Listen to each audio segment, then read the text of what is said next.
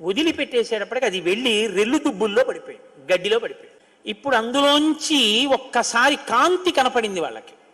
పిల్లాడు ఏమైనా వచ్చారా? వాళ్ళకి పిల్లాడు కావాలి. ఇప్పుడు వాళ్ళు ఆ శివవీర్యంలోంచి, ఆ తేజస్సులోంచి అగ్ని ఎటువంటి కాంతితో ఉంటాడో అటువంటి కాంతితో మొట్టమొదట బంగారం పుట్టింది లోకంలో. బంగారం శివవీర్యం, అందుకే బంగారానికి శివవీర్యం అని పేరు. బంగారం పుట్టి బంగారంతో అక్కడ ఉన్నటువంటి తృణవృక్షలతాగుల్మం, తర్వాత వెండి పుట్టింది. ఆ వెండిని చూశారు, తెల్లగా ఉంది వెండి. అయిపోయింది. ఆ తర్వాత ఇంకా మిగిలినటువంటి చారంలోంచి రాగి ఇనుము పుట్టాయి. మిగిలిపోయినటువంటి మలంలోంచి తగరము సీసము పుట్టాయి. తప్ప పిల్లవాడు మాత్రం కనపడలేదు. అయిపోయింది మన ప్రణాళికంతా, పిల్లవాడు పుట్టలేదు అని దిగాలు ముఖాలు వేసుకుని ఆ పైనుంచి చూస్తున్నారు.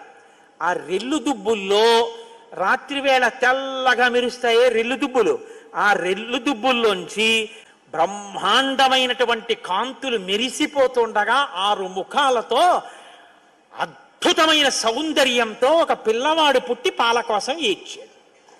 అమ్మయ్యా, పుట్టాడు రా పిల్లాడు, శివపుత్రుడు జన్మించాడు, మన బాధలు తీరాయని వాళ్ళందరూ పొంగిపోయారు. షష్ఠి 6 ముఖాలతో షణ్ముఖుడై పుట్టాడు. ఆ పుట్టినటువంటి వాడు కూడా మహానుభావుడు 6 ముఖాలతో పుట్టాడు కాబట్టి షణ్ముఖుడు. పుట్టిన పిల్లాడికి పాలివ్వాలి, ఆ కృత్తికల్ని పిలిచి మీరు పాలివ్వండి అన్నారు.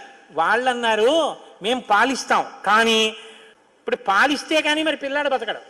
కాబట్టి వాళ్ళు అన్నారు మేము పాలిస్తాం, కానీ ఆ పిల్లాడిని మా పేరుతో పిలుస్తారా అన్నారు. మా పిల్లాడని చెప్తారా అన్నారు. అబ్బే అలా ఎలా కుదురుతుందండి అన్నారు. అనుకోండి వాళ్ళు పాలివ్వకపోతే పిల్లాడు.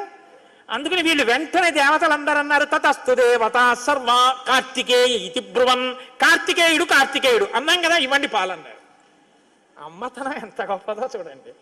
ఇప్పుడు ఈ కృత్తికలు 6 పిల్లాడికి 6 ముఖాలతో ఉన్నవాడికి 6 పాలిచ్చారు. వాడు పాలు తాగాడు.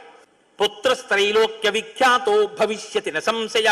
కార్తికేయుడు కార్తికేయుడని మేం పిలవడం కాదు, 3 లోకాల్లో పిలుస్తారు ఈ పిల్లాన్ని, సరేనా అన్నారు దేవతలు. అప్పుడు వాళ్ళు పాలిచ్చారు.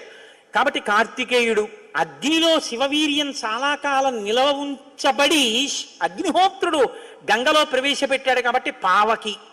శరవణములు అంటే రెల్లు దుబ్బుల్లోంచి పుట్టాడు కాబట్టి శరవణ భవ. ఎప్పుడు శుద్ధమైనటువంటి బ్రహ్మణ్య జ్ఞానంతో ఉంటాడు కాబట్టి సుబ్రహ్మణ్యం. తల్లి కడుపులోంచి స్ఖలనమై పుట్టాడు కాబట్టి స్కందుడు. ఆయన ఉత్పత్తి చేతనే ఇన్ని పేర్లతో వచ్చాడు.